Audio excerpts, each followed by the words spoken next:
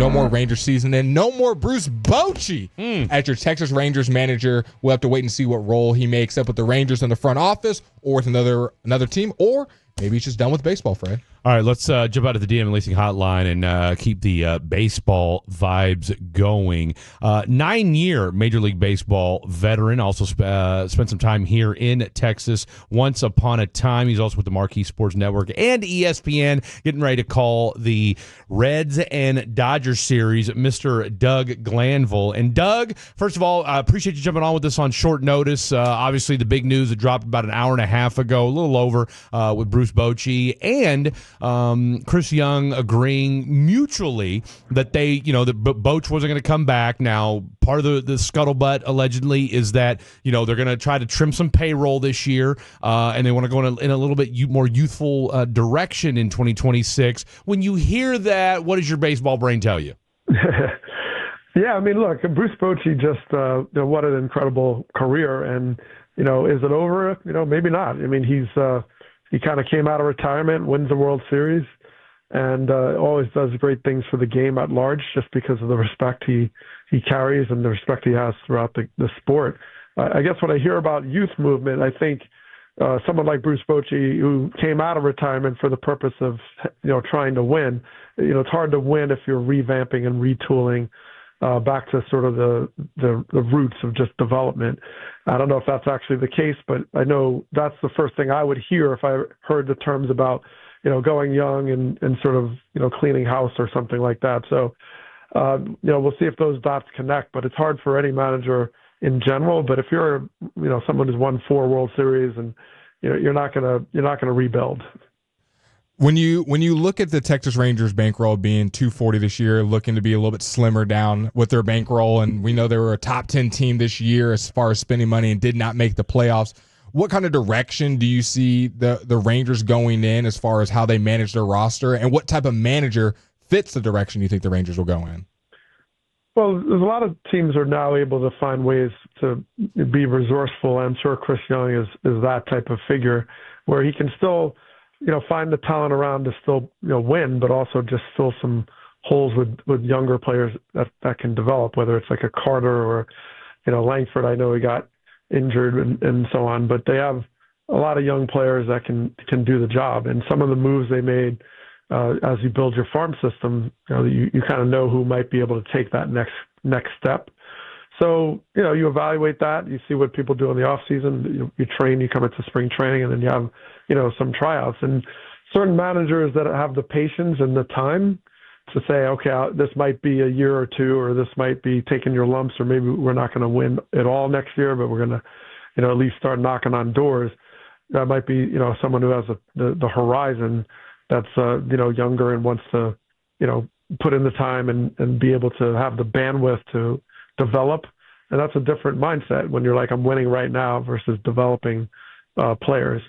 The thing about today is a lot of the players that come up so quickly, there's a lot of coaching and development that happens at the major league level.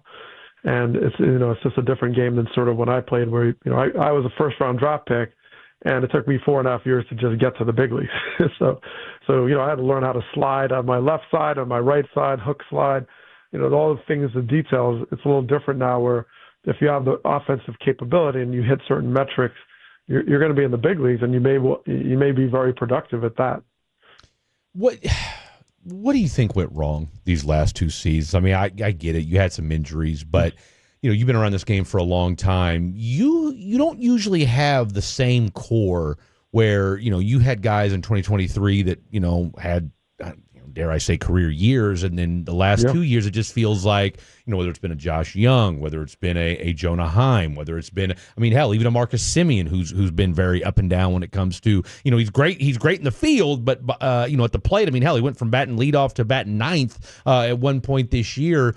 Have you ever seen anything like that where, again, the exact same core almost, wins a World Series one year and then, scuffles to get to 500 the next two? It definitely happens because, two things I think of. One is that you're a year older, and the league is adjusting really quickly.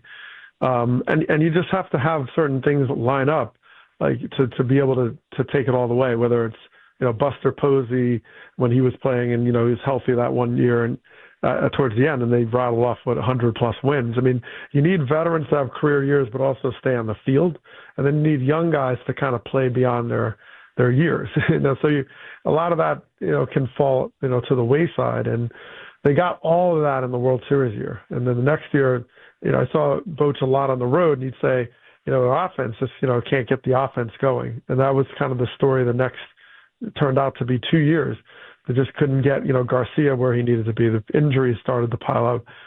And once you have that, at the end, when they had, the horrible stretch of knocked them out of the playoffs, there was a lot of young guys that were just trying to fill in and just sort of carry the load.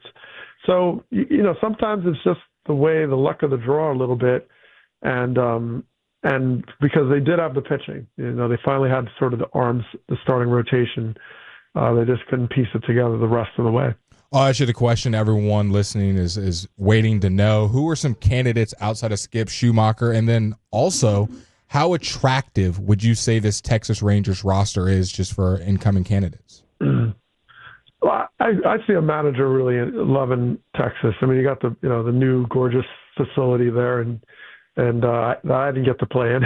So, you have a huge upside, and it's a great place to play. I love playing there. So I imagine that you get the right figure that can bring the free agents over. People wanted to play for Bochy. That's as an example.